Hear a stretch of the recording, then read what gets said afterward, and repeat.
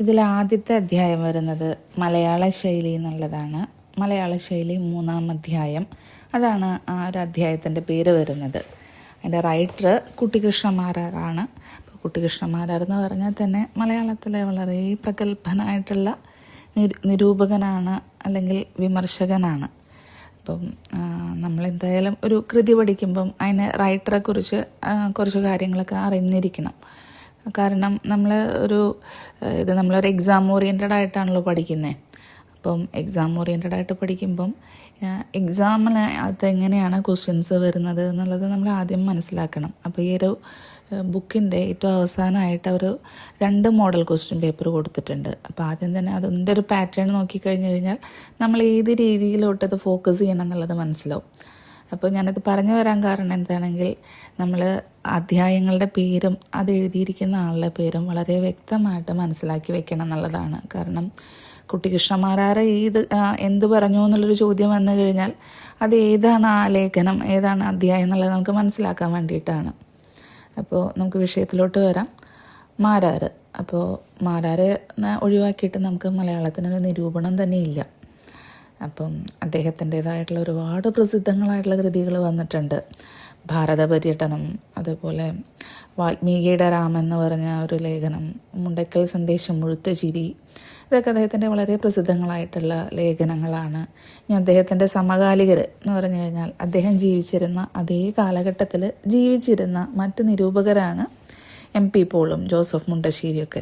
ഇവർ 3 പേരും ചേർന്ന് നിരൂപകത്രയം എന്നാണ് അറിയപ്പെട്ടിട്ടുണ്ടായിരുന്നത്.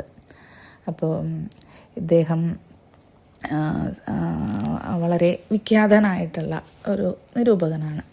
ഇനി നമ്മൾ വിഷയത്തിലോട്ട് വന്നു കഴിഞ്ഞാൽ, ഈ മലയാള ശൈലി എന്ന് പറയുന്ന ഈ ലേഖനത്തിൽ അദ്ദേഹം പറയാൻ ഉദ്ദേശിക്കുന്നത് എന്താണെങ്കിൽ ഭാഷാപ്രയോഗത്തിൽ വരുന്ന വൈകൃതങ്ങൾ, പ്രത്യേകിച്ചും നമ്മൾ മലയാള ശൈലികൾ ഉപയോഗിക്കുമ്പോൾ വരുന്ന തെറ്റുകൾ ചൂണ്ടിക്കാണിച്ച് തരിക, തിരുത്തി തരിക എന്നുള്ളതാണ് അദ്ദേഹം ഈ ഒരു അധ്യായം കൊണ്ട് ഉദ്ദേശിക്കുന്നത്. അപ്പം നമ്മൾ ഇത് മൊത്തത്തിൽ ചാപ്റ്റർ പെട്ടെന്നൊന്ന് വായിച്ചു നോക്കുമ്പം കുറച്ച് ബുദ്ധിമുട്ടുള്ളതായിട്ട് തോന്നാം. പലതും അവിടെ ഇവിടെയൊക്കെ ചെത്തിരിക്കിടക്കുന്നതായിട്ട് തോന്നാം. പ്രത്യേകിച്ചും തലേദിവസം പുസ്തകം എടുക്കാൻ നോക്കിക്കഴിഞ്ഞു കഴിഞ്ഞാൽ തീരെ തലയിൽ കയറാത്തൊരവസ്ഥയുണ്ടാവും.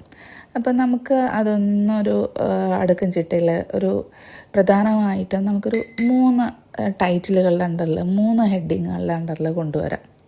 അപ്പം എപ്പോഴൊക്കെയാണ് ഭാഷാപ്രയോഗത്തിൽ വൈകൃതങ്ങൾ വരുന്നത്, മലയാള ഭാഷ പ്രയോഗിക്കുമ്പോൾ വരുന്ന വൈകൃതങ്ങളെ നമുക്ക് പ്രധാനമായിട്ടും 3 രീതിയിൽ നമുക്ക് പറയാം.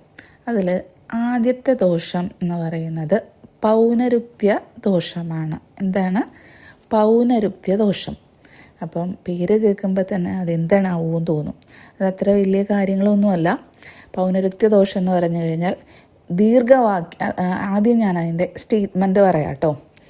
ദീർഘവാക്യങ്ങളിൽ ഒരു വിവക്ഷിതാർത്ഥം പദം കൊണ്ടോ പദാംശം കൊണ്ടോ പറയുന്നുണ്ടെങ്കിലും അത് പറഞ്ഞു കഴിഞ്ഞ് വീണ്ടും അതേ അർത്ഥത്തിൽ മറ്റൊരു പദം കൂടെ പ്രയോഗിച്ച് വാക്യത്തെ വികൃതമാക്കുന്നു. അപ്പം ഞാൻ ഡെഫിനിഷൻ പറഞ്ഞപ്പം ആർക്കും പെട്ടെന്നൊന്നും മനസ്സിലായിട്ടുണ്ടാവില്ല. ഞാനിനി അതൊന്ന് വിശദീകരിച്ച് പറയാം. ദീർഘവാക്യങ്ങളിൽ എന്ന് പറഞ്ഞു കഴിഞ്ഞാൽ എന്ന് പറഞ്ഞാൽ നല്ല ലെങ്തി ആയിട്ടുള്ള സെൻറ്റൻസുകൾ, നല്ല നീളത്തിലുള്ള വാക്യങ്ങൾ. ആ വാക്യങ്ങളിൽ ഒരു വിവക്ഷിതാർത്ഥം പദം കൊണ്ടോ പദാംശം കൊണ്ടോ പറയുന്നുണ്ടെങ്കിലും എന്ന് പറഞ്ഞാൽ ഒരു പദത്തിൻ്റെ അർത്ഥം നമ്മൾ പറഞ്ഞു കഴിഞ്ഞു, അല്ലെങ്കിൽ ഒരു പദം നമ്മൾ പ്രയോഗിച്ചു കഴിഞ്ഞു, അതിനുശേഷം വീണ്ടും അതേ അർത്ഥത്തിൽ വീണ്ടും പദം പ്രയോഗിക്കുക, അങ്ങനെ ആ വാക്യത്തെ വികൃതമാക്കുക. അതിനെയാണ് ഈ പൗനരുക്ത്യ ദോഷം എന്ന് പറഞ്ഞാൽ. എനിക്ക് ആ ഒരു ഉദാഹരണം കൂടെയൊക്കെ പറഞ്ഞു കഴിഞ്ഞാൽ നിങ്ങൾക്ക് പെട്ടെന്ന് മനസ്സിലാവുമെന്ന് വിചാരിക്കണം. ഇതിനകത്ത് ഒരുപാട് ഉദാഹരണങ്ങൾ പറയുന്നുണ്ട്. അതിനകത്ത് നമുക്ക് 2-3 ഉദാഹരണം